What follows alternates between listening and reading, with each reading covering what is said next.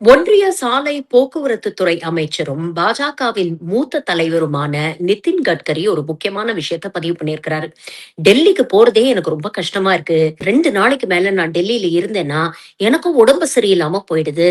இதற்கு காரணம் அங்கே இருக்கக்கூடிய காற்று மாசு. நாளுக்கு நாள் இது அதிகமாகி கொண்டிருக்கிறது.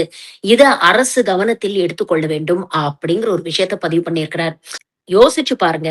ஒன்றிய அமைச்சர்கள் இவங்க டெல்லியில இருந்து முழு நேரம் அவங்களுடைய வேலையை செஞ்சாதான் ஒழுங்காக அவங்க துறைக்கு அவங்க கான்ட்ரிபியூட் பண்ண முடியும்.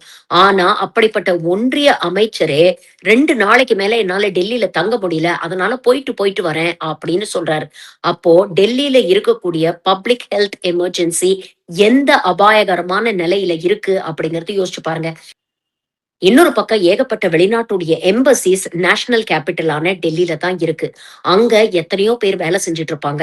கண்டிப்பா அவங்க நாட்டுக்கு இங்க இந்தியாவுல இருக்கக்கூடிய, அதுவும் குறிப்பாக டெல்லியில இருக்கக்கூடிய ஏர் பொல்யூஷன் எந்த அளவுக்கு அபாயகரமா இருக்கு அப்படிங்கிறத அவங்க நாட்டுல இருக்கக்கூடிய அந்த தலைவர்களுக்கு அவங்க கம்யூனிகேட் பண்ணிட்டு தான் இருப்பாங்க.